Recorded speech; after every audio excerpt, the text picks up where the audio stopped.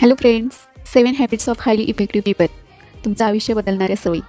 याच्यामध्ये 7 सवयी सांगितलेल्या आहेत या पुस्तकामध्ये. याचे लेखक आहेत स्टीफन आणि खूप छान असं बुक आहे. शेवटपर्यंत नक्की ऐका. आणि हो, तुम्हाला सर्वात जास्त पॉवरफुल कोणती हॅबिट वाटली नक्की कमेंट करून सांगा. सबस्क्राईब करायला विसरू नका.